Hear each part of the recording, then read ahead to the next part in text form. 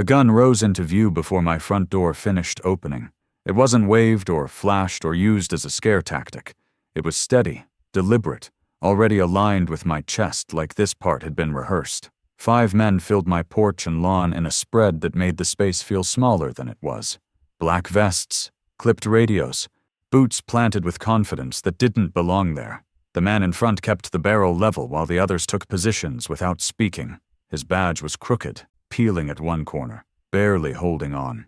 "Vault code?" he said, voice flat. "HOA safety audit." I didn't answer him. "Before we move forward, drop a comment. Where are you watching from?" I counted instead. 1 blocking the steps, close enough to cut off retreat. 2 drifting toward the driveway, angling their bodies like they were measuring distance. 1 holding a phone up at chest level, filming without pretending otherwise. 1 watching the street, scanning for interruptions. Their patches didn't match, not even close, and the radios crackled, out of sync. A sedan idled at the curb with its hazard lights blinking, staged to look official without actually being official. Then HOA Karen stepped into view, like she'd been there the whole time. Arms folded, posture relaxed, expression calm in a way that made the scene worse instead of better. "Just give them the code," she said evenly. "This ends fast if you cooperate." The gun wavered for half a second, the man's finger riding the trigger too tight. "I'm not giving you anything," I said. HOA Karen's smile disappeared like it had been switched off. "Then we escalate," she replied, already turning away. "By tonight this house won't be compliant." 5 armed men, 1 demand, and a silence that felt intentional. The only thing missing was whether they understood who they were standing in front of. HOA Karen didn't ask permission for anything that followed. She snapped her fingers once and pointed, directing them like hired equipment. "Secure the perimeter," she said, as if my front yard already belonged to her.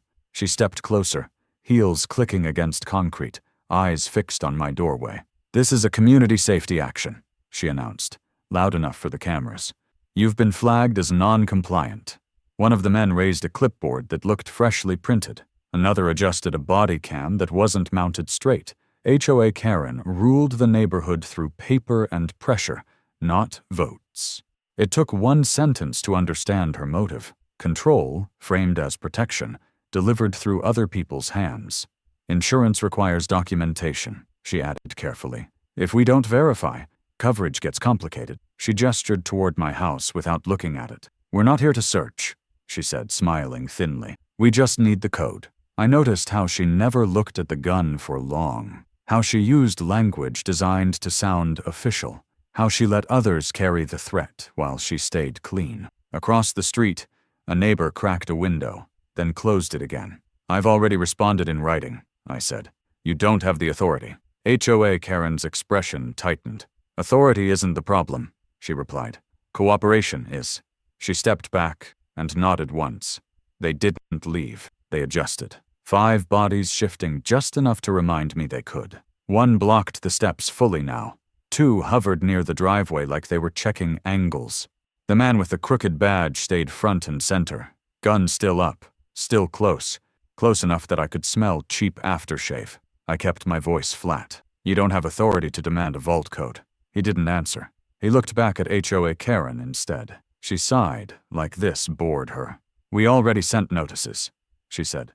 "This is a courtesy follow-up. Courtesy delivered with a weapon." That night, a violation notice appeared in my inbox. Timestamped 30 minutes after they drove away. Firearm safety non-compliance. No statute, no citation. Just a deadline and a warning about insurance exposure. By morning, a second notice arrived. Then a third. Same language, different sender names. It was designed to feel automated, inevitable, like resistance was pointless. I replied once. 1 email, calm and precise, citing state law and HOA bylaws. I refused access and requested all further communication in writing. The response came back in under a minute. "Enforcement pending." No signature. That was when the patrol started. A black SUV idling across the street after dark. Headlights off. Someone sitting inside, with a phone glowing in the cabin. They never knocked again. They didn't need to. The message was already delivered. I watched from my window and cataloged details the way I always had. Positions, timing, behavior. I knew exactly why my mind slipped into that rhythm. I hadn't worn the uniform in years, But habits don't leave just because the uniform does. Counting positions, reading hands, watching who's nervous and who's pretending not to be. I didn't talk about my past. I didn't advertise it. I moved here because I wanted quiet, not respect, not questions. To the HOA, I was just another homeowner who kept to himself. That made me easier to pressure. It also made me a mistake. Not because I was angry. Not because I wanted a fight. Because discipline doesn't disappear when life gets comfortable. I didn't tell anyone what was happening. That was my first mistake. I didn't move into that neighborhood to be noticed. I chose it because nothing ever happened there. Because the rules were boring. Because the HOA emails were the kind you deleted without opening. I kept my lawn trimmed, paid dues on time, and didn't attend meetings because I didn't need to. Quiet was the point. I wasn't trying to disappear, but I wasn't trying to belong either. That distance is what HOA Karen mistook for weakness. To her, anyone who didn't argue loudly was someone who could be managed quietly, and anyone who could be managed quietly could be pushed further than they realized. HOA Karen didn't rise to power through elections people remembered. She accumulated authority the way mold spreads in a dark corner, slowly, unnoticed, feeding on apathy. Her strength wasn't charisma. It was paperwork. Memos sent late at night. Policy updates buried 3 pages deep in attachments. Emergency language used so often it stopped sounding urgent and started sounding inevitable. She didn't ask residents what they wanted. She told them what was required. And most people complied because compliance felt easier than resistance. Meetings were her favorite weapon. Always scheduled when working people couldn't attend. Always rushed. Always heavy with language that sounded legal enough to discourage questions. She read fast, skipped objections, and moved on before anyone could slow her down. Votes happened without clarity. Quorums were implied, not confirmed. By the time someone realized something had passed, it was already being enforced. That wasn't incompetence. That was design. To HOA Karen, authority wasn't something you proved. It was something you performed until no one challenged it anymore. She spoke in absolutes. She leaned on insurance the way politicians lean on national security. If she said coverage was at risk, people believed her because the alternative was imagining disaster. She understood that fear of loss was more effective than threat of punishment. Nobody wants to argue with the idea that they could lose their home over paperwork they don't fully understand. I noticed the pattern because patterns are hard to ignore once you've been trained to look for them. I didn't see a concerned administrator. I saw someone testing boundaries, watching reactions, adjusting pressure. The armed visit wasn't an escalation out of nowhere. It was the end of a process that had worked before. Notices, warnings, language that suggested inevitability. When those failed, presence followed. She expected me to fold the way others had. My past never came up because I made sure it didn't. I didn't talk about it. I didn't hint at it. I didn't wear it. I moved here specifically because I didn't want people forming opinions based on what I used to do instead of who I was now. The habits stayed, though. The way I listened, the way I watched, the way I understood when something crossed from inconvenience into threat. HOA Karen didn't know any of that, and that ignorance shaped every decision she made. The board backed her because momentum feels like competence when you're not paying attention. They trusted her because she spoke confidently and moved quickly. They stopped asking questions because asking questions slowed things down.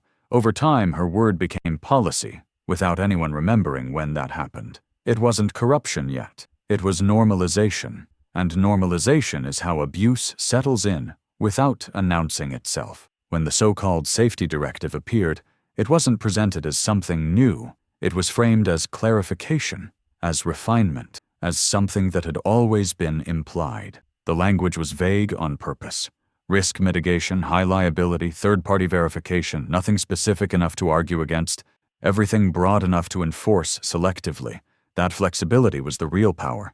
It allowed her to decide who mattered and who didn't without ever saying so out loud. The man who approached me after the meeting didn't threaten me. He smiled. He spoke about premiums and community responsibility. He framed compliance as cooperation and resistance as selfishness.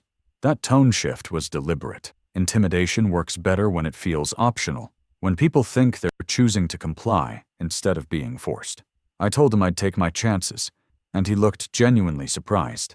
That reaction told me more than anything else. The email from the insurance broker wasn't an accident. It arrived too fast. It used the same phrases HOA Karen used: mandatory monitoring, biometric verification, monthly fees. It offered relief from a problem they created. That's when the shape of it became clear. This wasn't about safety. It was about leverage. Fear created demand. Demand created revenue. Authority was just the delivery system. I didn't confront her.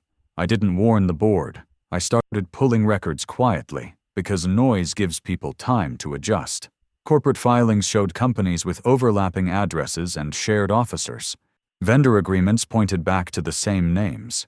Consulting fees that didn't correspond to actual services. Everything sat just below the threshold that would attract attention, which meant someone understood exactly where that threshold was.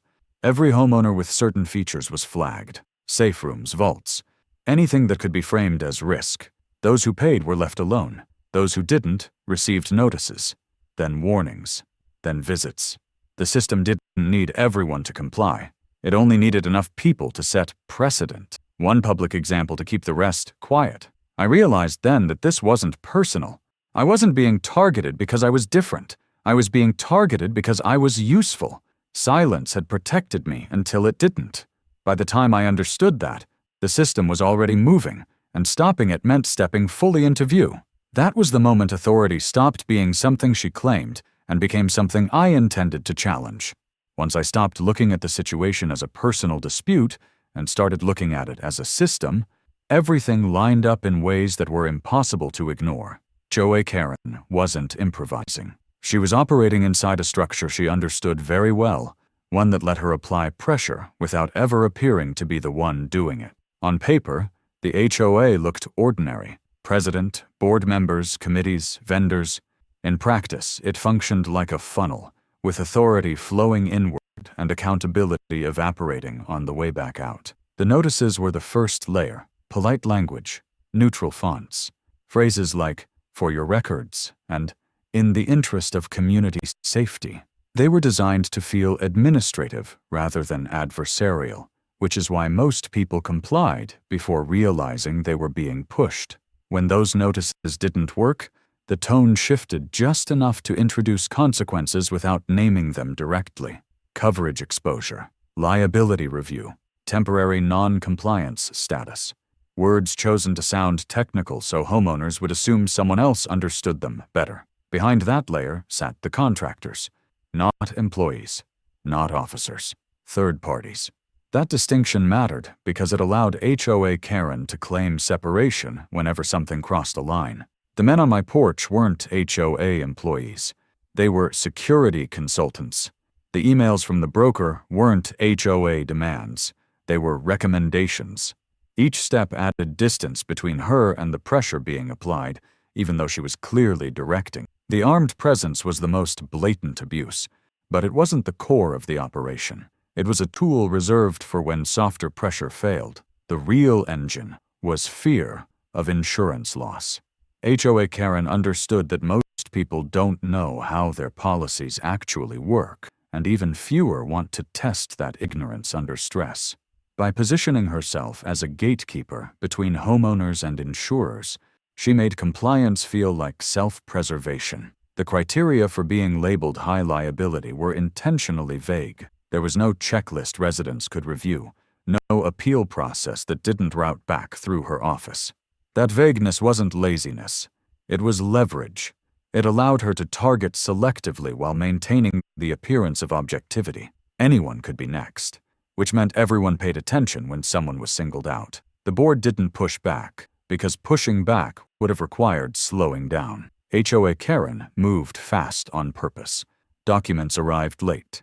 Agenda items changed at the last minute. Questions were acknowledged and deferred until after decisions were already made. Over time, board members stopped trying to keep up and started trusting her summaries. That trust was the real vulnerability. What struck me most was how normalized the pressure had become. Neighbors avoided eye contact when the SUV sat across the street. Conversation stopped when HOA Karen walked by. People whispered instead of asking questions. Fear had become part of the environment, subtle but constant. It didn't need to be enforced loudly anymore because everyone had seen what happened when someone resisted. Non-compliance wasn't treated as disagreement, it was treated as defiance. Once that label attached, communication changed. Emails got shorter, responses got colder. The language shifted from cooperation to enforcement. That shift was important because it signaled that the goal was no longer resolution, it was submission. Once someone reached that stage, the system closed ranks around them. I understood then why silence had been effective for her. Most people never compared notes. They assumed their situation was unique. They didn't realize the same phrases were being reused, the same timelines applied, the same threats implied. Isolation kept the structure intact. As long as each homeowner felt alone, the HOA remained unchallenged. My refusal disrupted that pattern, not because it was loud, but because it forced the system to reveal itself. The longer I resisted, the more layers they had to expose. Notices turned into visits. Visits turned into surveillance. Surveillance turned into monetized solutions.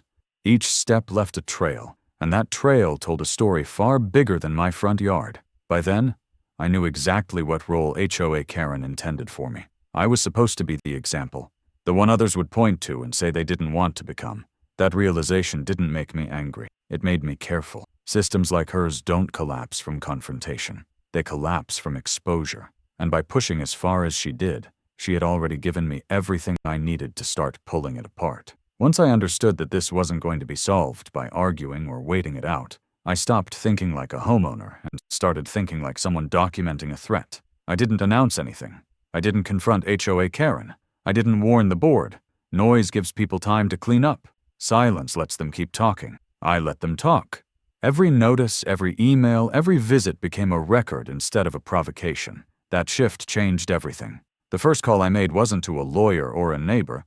It was to the county clerk. I didn't explain the situation. I didn't use names. I asked one narrow question about filing authority. Who could legally certify a risk mitigation directive that affected private property inside an HOA? She pulled the statute, read it once, then again. There was a pause on the line before she answered. They can't. Not under county law. Not without specific authorization. Not the way this was being done. She didn't sound alarmed. She sounded certain. That mattered more. Next was the insurer, not the broker who emailed me, but the underwriter listed on the actual policy. I forwarded the HOA notice, the so-called safety directive, and the contractor's proposal without commentary. 10 minutes later, my phone rang. The audit described wasn't recognized. Coverage did not depend on vault access, and anyone who told me otherwise was wrong. I asked for that in writing. She sent it immediately. That was the moment the threat lost its teeth. Everything after that was evidence. HOA Karen didn't know any of this yet. She escalated instead. Certified letters arrived warning of emergency safety action if I remained non-compliant. Another email hinted at a lien. A third referenced temporary condemnation pending verification. None cited statute. All relied on urgency. I didn't reply. I saved them. Each message was another line item in a growing file. The surveillance returned, quieter this time. Two of the same men from my porch stood at the edge of my driveway one evening. Radios on, watching the house. The SUV idled again across the street, headlights off. They didn't knock. They didn't speak. They didn't have to. The pressure was meant to feel constant. Instead, it became repetitive, predictable, documentable. The whistleblower didn't announce herself. Her email arrived just after midnight. No greeting, no explanation, just attachments. Board minutes that never went to residents. Vendor contracts marked confidential. A spreadsheet tracking high liability homes with columns labeled compliant, pending, resistant. My address sat alone in the last column. That wasn't coincidence. That was designation. Another file laid it bare. A revenue forecast. Monthly fees multiplied across flagged homes. Consulting payments routed back to board members. Shell companies with overlapping addresses and rotating names. It wasn't sloppy. It was deliberate. Small enough to stay under the radar. Consistent enough to generate reliable income. Fear turned into line items. The last attachment ended any doubt. A scanned note in HOA Karen's handwriting. Break one publicly. The rest will fall in line. That sentence reframed everything. The armed visit, the notices, the surveillance, the meeting schedule. None of it was reactive. It was procedural. I sat there for a long time after reading it. Not angry, not surprised, just certain. I forwarded everything to my attorney and the county investigator he looped in. Then I sent one final email to the HOA. Short, neutral.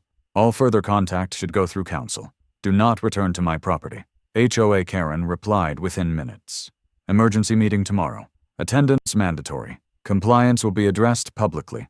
She still thought this was about a code. That mistake was about to cost her everything. The morning of the emergency meeting arrived without drama, which somehow made it worse. A county investigator called early and confirmed one detail that changed everything. The sheriff would be present, not as security, as an observer. Bring everything, he said, and don't engage unless asked. That was all. No encouragement, no warning, just a confirmation that the room was about to stop belonging to HOA Karen. When I arrived, the meeting space was already tense. Neighbors clustered in small groups, voices low, phones half hidden but ready. HOA Karen stood at the front like she always did, composed, confident, smiling in a way meant to signal control. She looked at me once, briefly, the way you look at someone you expect to fold. I took a seat and waited. She had no idea what had already been shared, or who else was listening, or how much of her private pressure campaign had already escaped her control. The gavel came down, sharp and practiced, and that was when the doors opened. The sheriff stepped inside without ceremony. No announcement, no urgency, just presence. The effect was immediate. Conversations stopped, eyes shifted. The room recalibrated around the badge. HOA Karen recovered quickly. She always did. She tapped the microphone and smiled. "This is a community safety meeting," she said. "We're here to address non-compliance that puts our insurance and our families at risk." She gestured toward me without saying my name. Chairs shifted. A few heads turned. She continued smoothly. They had offered solutions. They had requested cooperation. Instead, they had been met with refusal. She let the silence stretch, confident it would work for her like it always had. "That's not how communities function," she said. The sheriff didn't interrupt. He didn't need to. One of the men from my porch stood along the wall, arms crossed, eyes fixed on the floor. The crooked badge was gone. So was the confidence. HOA Karen leaned forward. "Before this escalates further, I propose we authorize immediate enforcement." The sheriff stepped in calmly. "Before you do that, the county has questions about your authority to make these demands." The room stirred. HOA Karen blinked. "This isn't a county matter," she said. The sheriff nodded once. "It is now." The county investigator stood and connected a laptop to the projector. There was no speech, no build-up. Emails filled the screen. Vendor contracts, payment logs, revenue projections. A spreadsheet titled High Liability Homes appeared with columns labeled Compliant, Pending, Resistant. My address was highlighted in red. A murmur rolled through the room. The next slide showed the contract between the HOA and the security compliance firm. Monthly fees, mandatory audits, consulting payments routed back to board members. Then the insurer's letter appeared, stamped and signed. "This audit is not recognized. Coverage is not contingent on vault access." The investigator spoke once. "These practices constitute insurance fraud and coercion." HOA Karen stood abruptly. "This is being taken out of context." The investigator clicked again. Her handwritten note filled the screen. "Break one publicly. The rest will fall in line." Someone gasped. A chair scraped back. The room shifted in a way no gavel could fix. The sheriff turned to HOA Karen. "Is this your handwriting?" She opened her mouth, closed it, tried again. I was under pressure. That was the moment the room turned on her completely. She raised her voice, pointed toward the contractor. He told her it was standard. He said it was legal. The contractor didn't look up. The sheriff stepped forward. "You directed armed personnel to demand access to private gun vaults under false pretenses." HOA Karen backed away, shaking her head. "We were protecting the community." The sheriff's voice stayed even. "You were running a protection scheme." 2 deputies moved in. The sound of the cuffs closing echoed louder than the gavel ever had. One board member stood. "I resign." Another followed. Then another. Phones were out now, but none of them were pointed at me. Every lens tracked her. As HOA Karen was led past the first row, she finally looked, really looked. Confusion crossed her face, then fear, like she was only just realizing she had misjudged the room, the rules, and the man she had chosen to test. The doors closed behind her, and the silence that followed felt heavy, final, and irreversible. The room didn't celebrate after HOA Karen was let out. It sagged. People stayed seated like gravity had suddenly increased, like standing too fast might draw attention they didn't want. Phones lowered. Whispered conversations started and stopped without finishing a thought. What replaced the confrontation wasn't relief. It was consequence. The kind that doesn't shout or threaten, just moves forward whether anyone is ready or not. The county investigator put his phone on the table and turned on speaker. The district attorney's voice filled the room, calm and precise, stripped of emotion. Charges were being filed for insurance fraud, conspiracy, coercion, and abuse of authority. Not possibilities. Not allegations. Filed. An emergency injunction was already in motion, freezing every HOA enforcement action tied to the fabricated safety directive. Effective immediately. No debate, no waiting period. The system HOA Karen relied on was being shut down in real time. Restitution came next. Mid-six figures. Prioritized for homeowners who had been pressured into paying monitoring fees under threat of insurance loss. The words landed heavier than the arrest. People shifted again, realizing this wasn't going to disappear quietly. Money trails don't fade. They pull everything they touch into the light.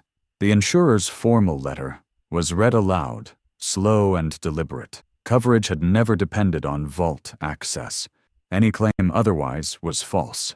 Hearing it publicly, stated without hedging, broke something that had been holding people in place for months. A deputy stepped forward and placed a printed county order on the table. Effective immediately, no HOA could demand firearm audits, access codes, or interior inspections without individual consent or a court order. No loopholes. No interpretations. The language was clean, final, and enforceable. The threat that had once felt unavoidable was reduced to ink on paper, neutralized by clarity. Then the district attorney added one more line, measured and almost clinical. Documented training and restraint. Escalation avoided. That will be noted. It wasn't praise. It wasn't explanation. It was acknowledgement. The room reacted anyway. Heads turned more slowly now. Carefully. No one asked what training meant, but everyone understood it mattered. The calm they had dismissed as stubbornness took on a different shape. The sheriff glanced at me once. Brief, professional, nothing that invited attention. Then he looked back to the room and continued speaking quietly with the investigator. That was all the recognition there would be, and it was enough. Authority didn't need to linger. It had already done its work. Resignations followed, not rushed, but inevitable. One former board member stood and said it flatly. I resign. Another followed without making eye contact. Papers slid across the table. Hands shook. No speeches, no defenses. They understood now that staying seated meant being next. Fear had changed sides. A county facilities officer stepped forward and removed the red tag enforcement notice from the agenda packet. He tore it cleanly in half and placed it into a folder stamped void. The contractor's permits were revoked on the spot. The HOA's security agreement was terminated immediately, not suspended, terminated. The tools that made the abuse possible were being removed one by one, methodically, without ceremony. Nothing else needed to be said. The system that had leaned on intimidation, ambiguity, and silence had been dismantled by documentation, jurisdiction, and time. There was no retaliation in the way HOA Karen had practiced it. No threats, no pressure, just consequences applied by people who didn't need to raise their voices to be obeyed. The meeting didn't end with applause or speeches.